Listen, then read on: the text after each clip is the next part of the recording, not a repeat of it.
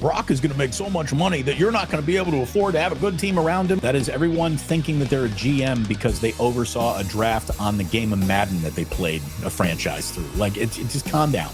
It'll fit. Trust me. And look, there's a chance that Debo is out too, but I'm not betting on it. The 49ers have said that the following players who are all edge of the roster, practice squad, taxi squad guys are being re-signed for future contracts. Those guys are Jonathan Garvin, Sebastian Gutierrez, Taron Jackson, Zach Johnson, Chase Lucas, Jalen Mahoney, Tanner Mordecai, Drake Nugent, Tariq Owens, Mason Pline, and Trent Taylor are all coming back with deals to be practice squad, let's see if you're on the roster type of guys. So some of these names get into my evaluation from just the last week, the Arizona game roster alone. That's what we started doing the future dissection from. So here we go. Let's walk right through the week 18 starting depth chart, talking about who's back, who isn't. Offensively, here's who's back. I guarantee it.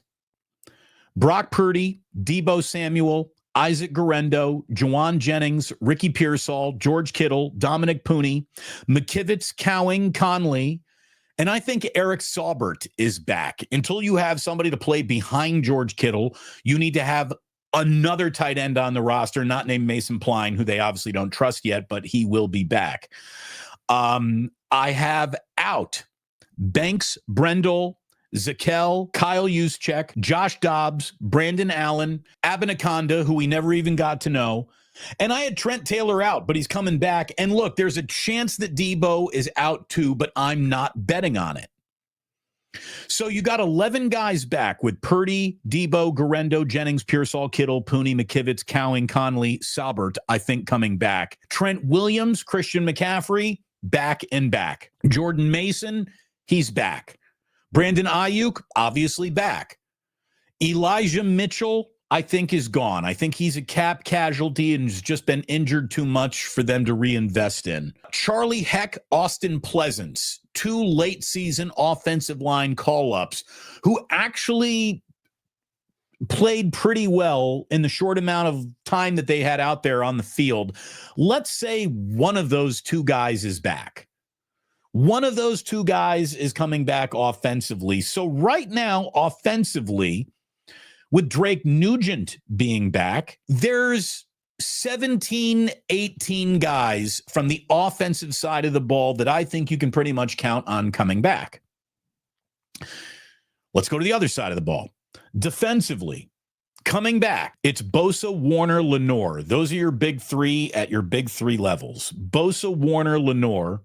Mustafa, Brown, Green, Winters, Graham, Gross Matos, Jordan Elliott, Malik Collins, Sam Aquinu, Evan Anderson, Kevin Givens, Tatum Bethune, and Curtis Robinson, who was on the IR all year long, but he was their, Walter Payton Man of the Year. They really like him. I think he's back. That's 17 guys coming back right there. Leonard Floyd. I think Leonard Floyd is coming back. I think he makes 18 guys coming back from that side of the ball. I'm going to ignore the fact he's 33 and just look at the 8.5 sacks that he gave the 49ers. Don't think they're walking away from him. Dre Greenlaw is a guy that I think is coming back. I think Darrell Luter Jr. is also coming back. So there's 20 guys right there from the defensive side of the ball that I think are coming back. Out. I'm sorry to say I got Talanoa Hufanga out. I think he's going to be a cap casualty, and I think what he gives them is a little bit of there's some redundance in what he gives them for the rookie price points that Jair Brown and Malik Mustafa are going to be giving him. So I think that as much as I would like to see a guy like Hufanga back, I think Javarius Ward is out. I think Robert Beal Jr. is out. They say that Drake Jackson is back. I don't know why. For me, he would be out. Flanagan Fowles would be out. Gibson out. Yadam out. Yasin out. So I've got, with all of my ins and outs, I got 37 guys that I think there is almost no ambiguity. I think that there are 37 guys that you can circle and pen right now. This guy's coming back. And I've got two guys that a lot of people say could go the either way. I got Debo and Dre Greenlaw coming back, and I got Hufanga being a tough cut on his way out. So I got about 37, 38 guys back on the roster. That gives us about 15, 16 roster spots to play with.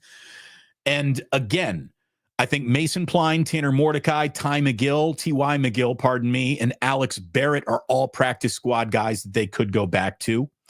So now we're down to about a dozen spots, right? Well, I'm going to say it's even less than that because I've got both Jake Moody and Mitch Wisnowski out. I was so unimpressed with special teams. I'm ready to just full flush the whole unit, get me a new punter, get me a cheap off the street punter, get me a cheap off the street kicker. Just quit making special teams weird. You know, I'm sorry. Mitch Wisnowski was a lot better than he was this year. Was he hurt? I don't care anymore. It's just a punter. That's got to be one of the easiest to replace spots on the entire team, God damn it. So just do that. So now you're down to like a dozen spots, 10, 11 spots, and that is going to be your free agency and your draft class. All of it's going to fit, no matter what they pay Brock Purdy. I promise you, they're going to get a good, talented roster around him. They will make these pieces fit together. That's Parag's job. That's what every NFL team is capable of doing, and the 49ers are capable, more capable than most NFL teams are capable. So I think that all of the hand-wringing about, well, Brock is going to make so much money that you're not going to be able to afford to have a good team around him, like that is worrywart stuff. That is everyone thinking that they're a GM because they oversaw a draft on the game of Madden that they played a franchise through. Like, it just calm down. It'll fit. Trust me. When it comes to the draft, and again, we're not going to get into the draft today. Today was just about roster retention. Who's back, who's out, who's in, who's gone. Obviously, defensive tackle and edge are where I think the draft need to start for the 49ers. And as they are concentrating on the line of scrimmage, I think that they need to concentrate on the offensive line of scrimmage as well, too, especially with Banks and Brendel, as far as I'm concerned, being odd men out. You need another center. You need another guard. You need more than one guard if you actually are, we're all being honest. I think that they're going to certainly need another cornerback. And I need to see a wide receiver added to this team who can actually separate from NFL defenders in man coverage. The Niners don't want that. They need that.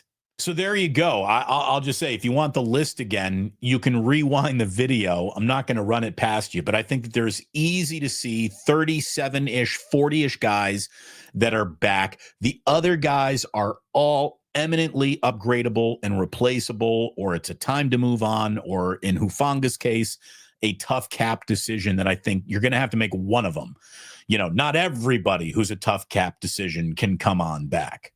So there's going to be one of them, and I would rather say goodbye to Hufanga based on who remains on the team behind them than Dre Greenlaw, who I just think was not only, you know, absent as a quality player, he was absent when it comes to representing the soul of the San Francisco's 49er defense. And that's why this was such a strange looking defense all year long. Thanks for watching. Tune into the Damon Bruce Show live on YouTube every weekday at 2 p.m. Eastern, 11 a.m. Pacific.